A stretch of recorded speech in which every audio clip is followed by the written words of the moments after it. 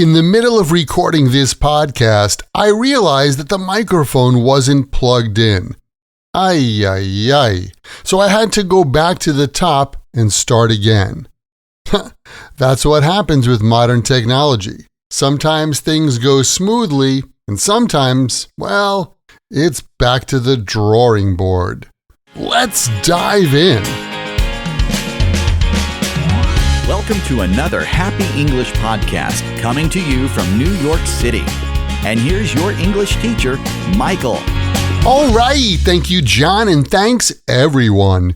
It's Michael here from Happy English, and I help people speak English better. This is Happy English Podcast, episode 809. Let's start from the top. Sometimes in life, you need to redo something completely. Maybe because the first time you tried doing it, you were not successful. In this case, you can start from scratch or do something from scratch, which means to begin doing something from the very beginning without using anything that you used the first time. Like the other day, my computer crashed in the middle of doing my homework, and since I didn't save the file, I had to start from scratch. I had to go back to the beginning and redo everything. Here's another example. Peter's friend Nestor was trying hard to save money, and then he found out that his wife, Phoebe, lost it all in a poker game. Now he has to start saving money again from scratch. Poor Nestor. By the way, you can also make a dish, a meal, and so on from scratch, which means to make that from the basic ingredients. You know how they sell pancake mix in the store? You put like 2 cups of the powder in a bowl and add milk and you're good to go. But when I was a kid, my mom made pancakes by mixing flour, baking powder, salt, eggs, and milk. In other words, my mom made pancakes from scratch. One of my friends told me yesterday that her mom used to make soup stock from scratch. I gotta be honest with you. I totally prefer the old-fashioned way of cooking from scratch than the modern way of using processed and instant food. How about you? Can you cook anything from scratch? Next up, we have the phrase to go back to the drawing board. This is another phrase we use to mean redo something from the beginning. A drawing board is a kind of wide desk that designers and architects use. They can start new designs easily because the drawing board is big, wide, and tilted, and it can hold a large piece of paper. So the drawing board is the place to start something. With this image, we have the phrase, go back to the drawing board, which means to go back to the beginning of a plan or project after it fails. Go back to the drawing board is like saying you need to rethink or redo something completely. Like the other day in the office, I thought that our new marketing plan was good, but the manager rejected it. Looks like we need to go back to the drawing board. In a similar way, you can go back to square one, which means to return to the beginning after a failure or setback. But why do we say square one?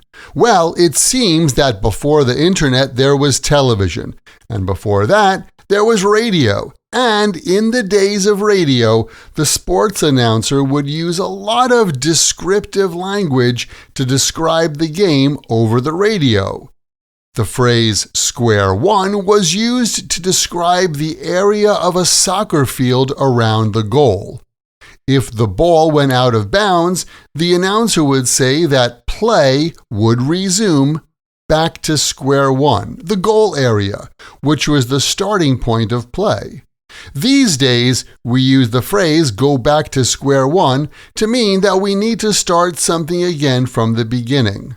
Like, I accidentally left the cake in the oven too long and it burned. So I had to go back to square one and bake it again. When Jack tried to apply for a business loan, he had to submit a lot of paperwork, but in the end, the bank rejected his application. Now he has to go back to square one and try getting a loan from a different bank. And finally, we have the phrase from the top. You can say things like take it from the top, or let's start from the top, or let's go back to the top. This idiom comes from the entertainment world, specifically music and theater. The top refers to the beginning of a song or the beginning of a performance. Like when a band is in the studio recording a song and they make a mistake in the middle, the producer would stop the recording and tell the band, let's go back to the top.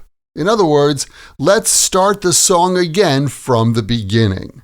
Keep in mind, the best way to remember English like this, and any other word or phrase in English, is to take that word or phrase, write it in a sentence that's true for you or true in your world, and then memorize your sentences.